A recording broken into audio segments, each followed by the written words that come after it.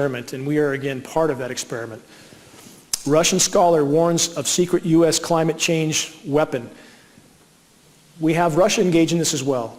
We also have China, and this is one of the reasons why it's so hard to get any sort of mainstream coverage, because the big players are all involved up to their eyeballs. So that's one of the reasons the media coverage is so sparse, but it's coming.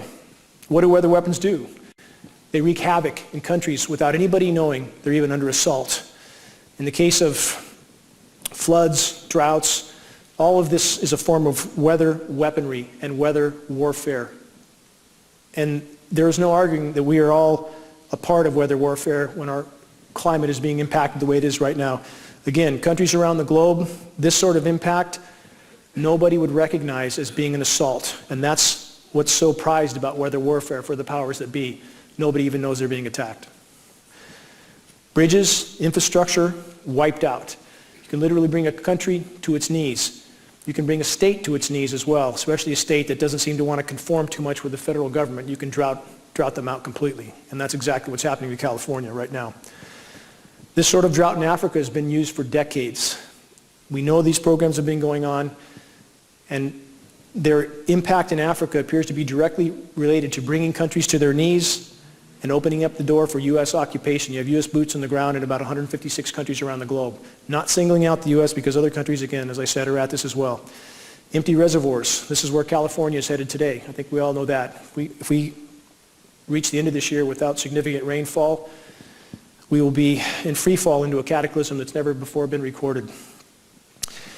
Our forests are going up in flames. As geoengineering impacts the system from top to bottom, it starts to feed itself.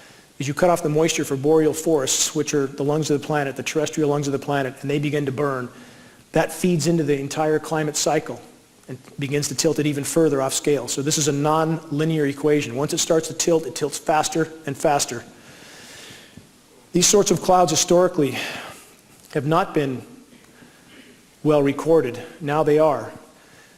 This sort of sky that many have become accustomed to and think is somehow normal is anything but. This is an aerosol coverage that all of you seem to have seen before. And many people have begun to accept this as being natural, but it takes a lot of material to block the sun to that degree, and all that material is settling down on all of us. We're all breathing it in. Anybody who thinks that's commercial traffic is in a different reality. Somebody certainly lost their way up there. Another scene looks like something from another planet. Again, this is something that people, it's come on so slowly that many accept this as being normal and natural when it's anything but. One more scene that we see increasingly around the globe, especially in recent weeks and months. I'll explain why I think this is happening later, but the spraying is definitely increasing around the globe very rapidly, and the effects of that are being felt everywhere. Now, a sky like this is important to examine. Many people would think there's no spraying going on, but if you look closely, you'll see what looks like layers of plasma in the sky. Days with high pressure domes like we have now over California, this is not uncommon, especially if you look toward the west in the evenings.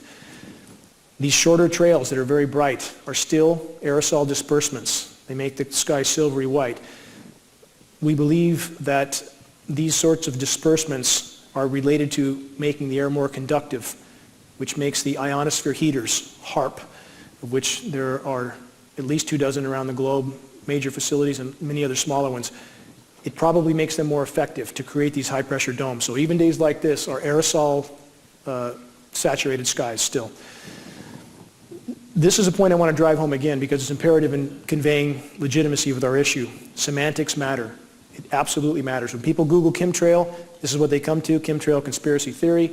I have friends with the Union of Concerned Scientists that have tried to clarify this definition by stating that this is a layman's term for geoengineering.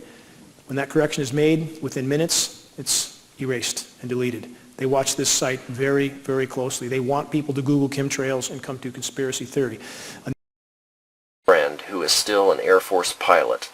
This pilot is saying that he flies chemtrail flights. This pilot told my cousin that this global geoengineering effort goes by the name of, quote, indigo skyfold, unquote. at least within the circle of pilots and aviation crews that he works with. They are told to fly specific routes in satellite comm links controlled aerosol dispersal patterns. He says that they only make course corrections from time to time and perform landings and takeoffs. Pilot, navigation, and maintenance crews are rotated constantly and only spend about 18 months at one given base.